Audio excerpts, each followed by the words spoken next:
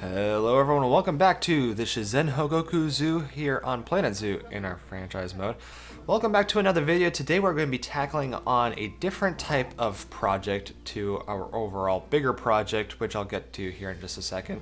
We did start it in our last episode on this series where we brought in our Malayan tapirs, which have a nice happy habitat located in our new area. But first off, I do want to mention that I was planning to bring in the babirusa, which is a hog-like creature that is around the same geographical location as many of these other animals that come from this pack.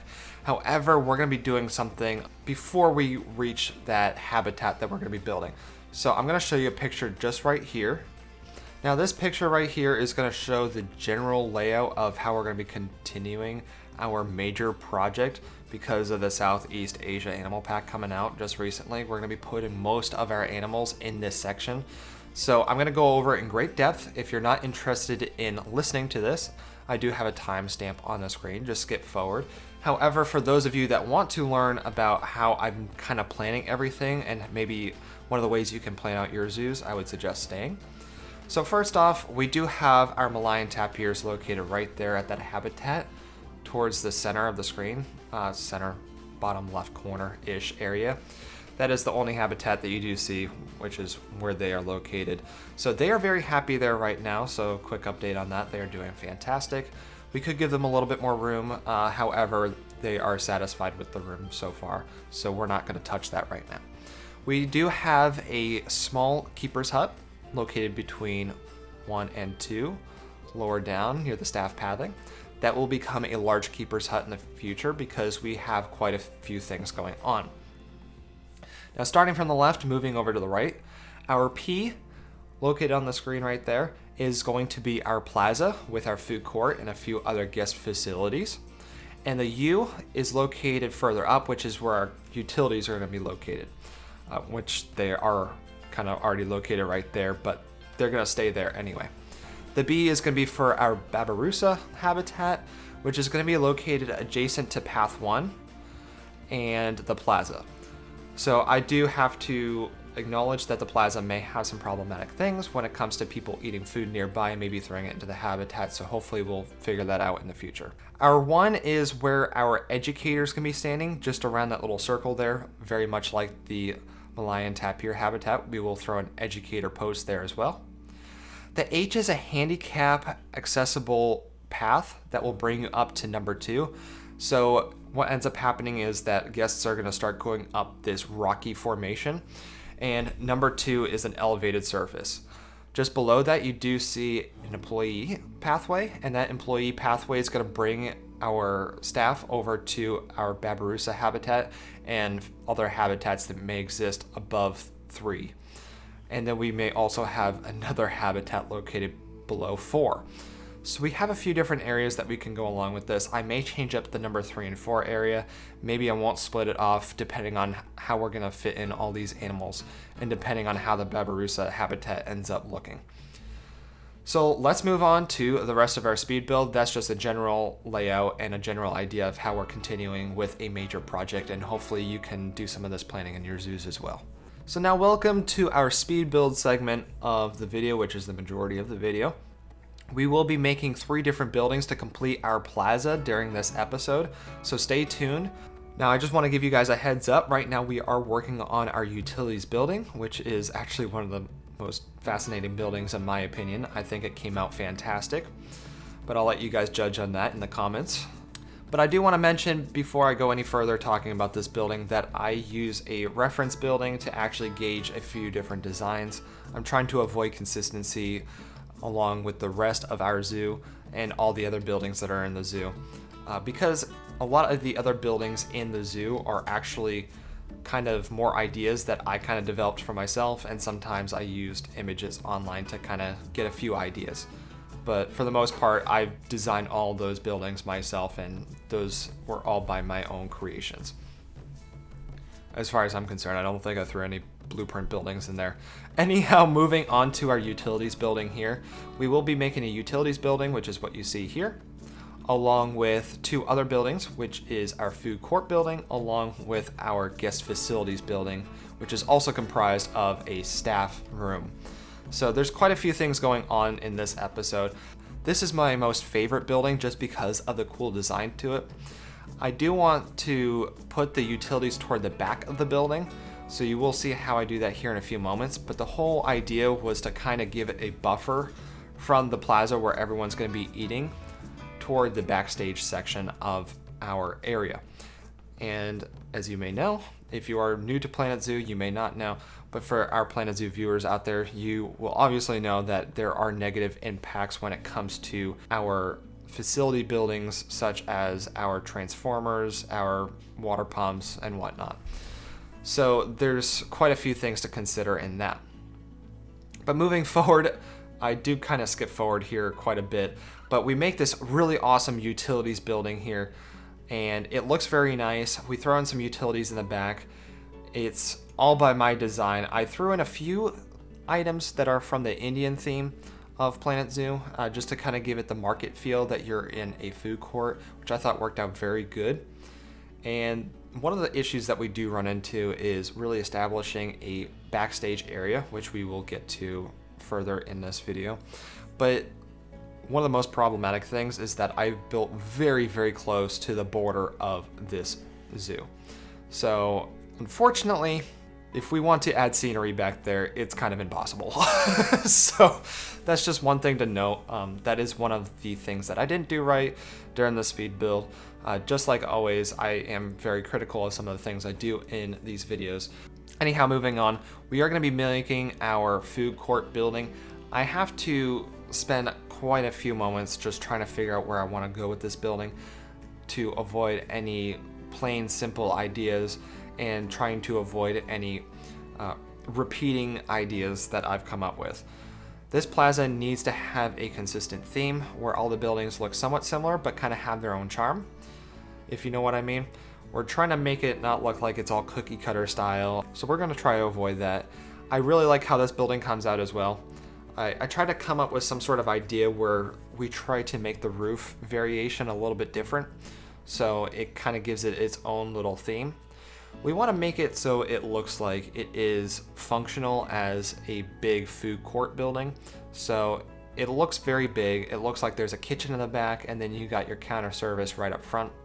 I think our counter service consists of, I think it's Gulpy soda, Pip Shot juice, and right in the middle is Mexalente, which is basically the Mexican food counter service building here in Planet Zoo. I think it's actually on the right now, but I end up moving it later, so it's in the middle. And we try to do this nice little thing where we throw the roof and we try to make it just hang over where our guests are going to be ordering from to provide some sort of shelter when it is raining outside. It is very important to do this as it does rain sometimes. I don't know if it really affects the guests very much. I actually haven't really looked into that. But for realistic reasons, we are going to be kind of aiming towards those issues when we analyze our zoo. We'd like to aim our zoos to be realistic, which is the other reason why we also have handicap accessible areas around the zoo. Now with this building, I throw in very thick wood beam pillars, and we actually, to make it look nice, we actually have it so it goes straight into some stone right at the front. Gives it a little bit of variation, gives it a little bit more of a stability look. It just doesn't look like a big wooden plank that's just holding up something. It looks very flimsy. That's kind of the purpose behind the stone at the bottom. If you ever see like people putting wood inside of those concrete cylinders, it's kind of like that, just except it's made out of stone and it looks nice.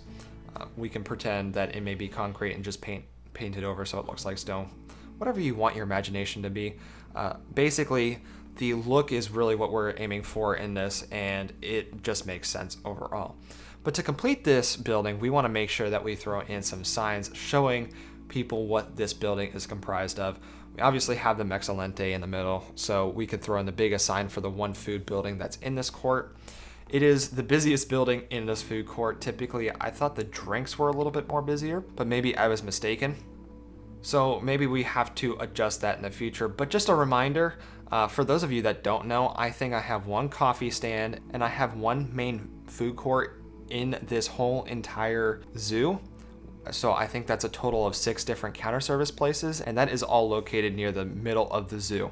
So we don't really have a lot of variation and a lot of choices for our guests. So this food court is going to be busy for sure. And just to kind of spruce it up a little bit, we throw in some wall decorations on the side just to kind of give it a little bit of a design. We don't focus on this too much just because we're going to start throwing in a lot of nature towards the back of these buildings just to kind of fill it in and make it look like it's in the middle of a tropical region, especially in Asia. I'm trying to make it seem like it's in a rainforest, making it look like it's in a very tropical region and just making it look like it's full of nature because that's very important. I will give you a heads up that we don't necessarily complete all of that in this episode just because we may continue on with adding in some more buildings in the future. However, moving on, we'd have to kind of fill in the area between our utilities building and our food court. I forgot to mention this earlier. We do throw in a little bit of a decoration piece in front of our utilities building because our utilities have a negative effect that surpass the front of that building, so we create that little bit of buffer and we try to make it look like it's a nice little cool design. So it ends up just working out. It makes it look very nice and themed, which I like. But for between both these buildings, we're going to start creating our backstage area. We throw in plenty of fencing to establish a region where our staff are going to be walking around back here. And the purpose behind some of this is because we want it so our guests can't see the backstage. So they can only see up to about the fence that you see right in the middle of that building right there, of the utilities building. They can't see very far beyond that, which is very important when it comes to making sure your guests are very happy and they don't see your backstage area. So it was just a little bit of another touch that adds a little bit more small detail, and we wanted to make it look like our zoo is very functional and it has a lot of cool aspects to it. Now with that, instead of having the typical pathway for our staff, we end up covering it with a concrete slab. So it looks like our whole entire area behind there is a concrete foundation. However, only a portion of our staff can actually walk on that concrete. And in other concrete spots, we end up throwing in some facility items that our staff would typically use in a real life scenario, which you will see toward the end of the video anyway. Not to mention, this backstage area actually leads to the front of the zoo, which connects up with our original staff headquarters, which is still located over by the main entrance of our zoo. Just one thing to point out too is that this zoo is actually over 1 year old at this point. We've been working on this zoo for quite some time.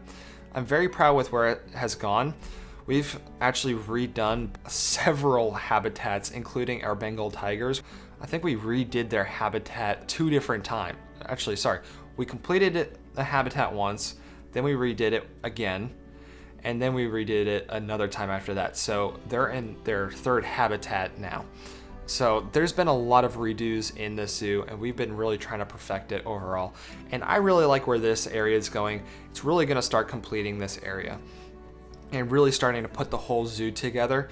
And I think once we finally finish this area, we can actually go ahead and start redoing certain sections of the zoo, especially near our gharials, our saltwater crocodiles, and our red pandas, because that area is very congested and our red pandas hate their lives, as you may have heard in our last episode.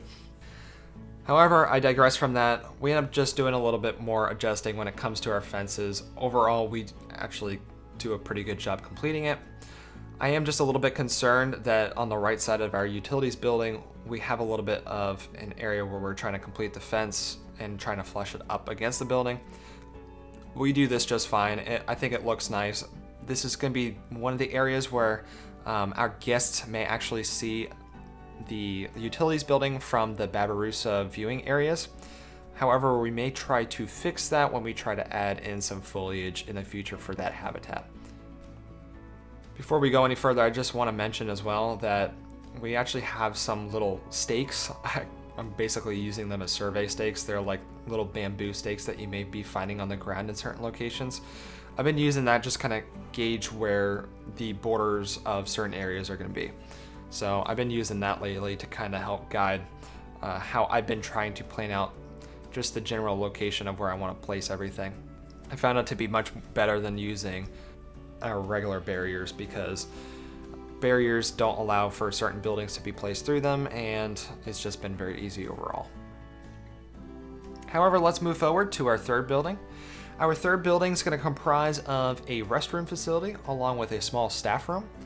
This small staff room may be built into a larger staff room in the future. I haven't decided yet. The main reason because of this is I want to make sure that we have our vendors that can go to the staff room. And I want to make this area a work zone as well, because this is a certain special section of our zoo. I want to make it into a work zone. We want to make sure our animals are well kept when it comes to this area. So we're going to start specializing this area with certain buildings that would be only in this area and not other areas of the zoo. And this area also does comprise of a security camera along with an ATM. We do have quite a few furniture over here, and it's toward the front of our park, so it may get vandalized in the future. So we want to make sure that we also take in consideration of that.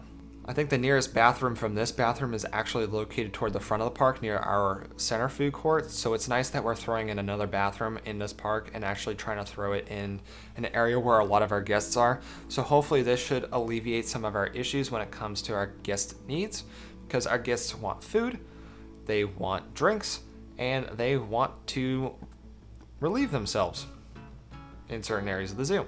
So we want to make sure that we're providing those areas and those facilities where they need the most, which is one thing we've been kind of lacking on in the zoo, if I'm completely honest, because we've been mainly focusing on animals.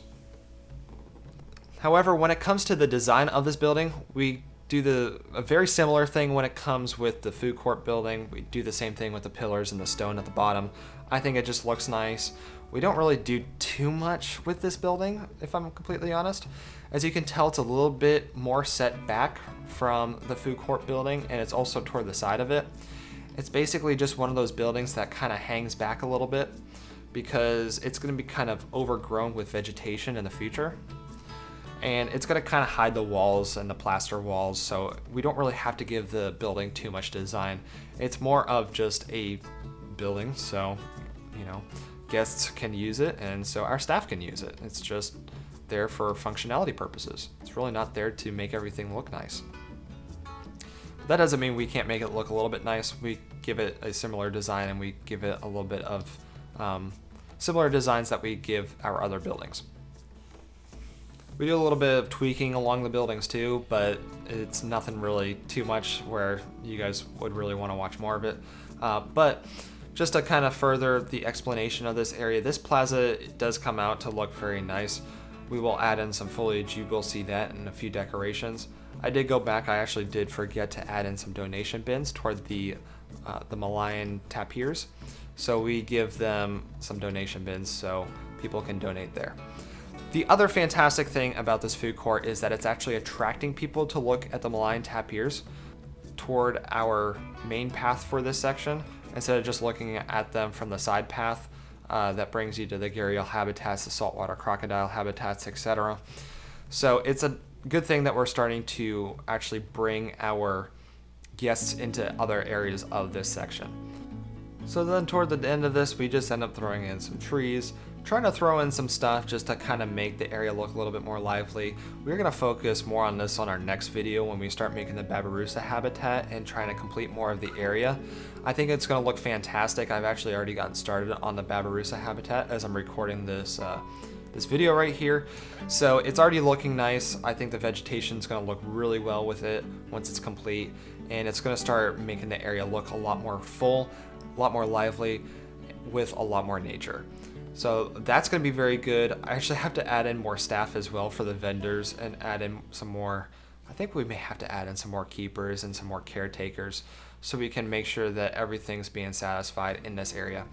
I do have to start making the work zone soon. We haven't made it yet. It is a plan for this area, and it's really going to start making this area work very good. Obviously, toward the pathways, we don't make it so this area looks very wild.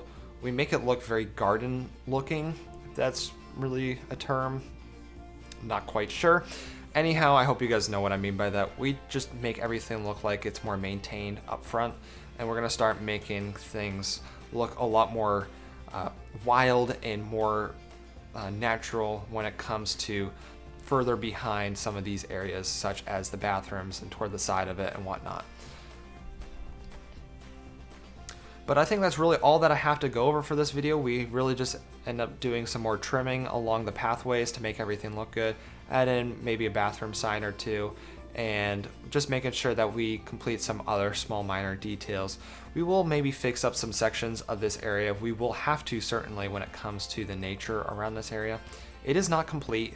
It is just basically throwing in the plaza so we can get our Babirusa habitat started, because that was really the intention for this video, was to actually just do the Babirusa habitat. But I said, hey, you know what? I think this would be a great place for a plaza, and I'm really liking where we put it.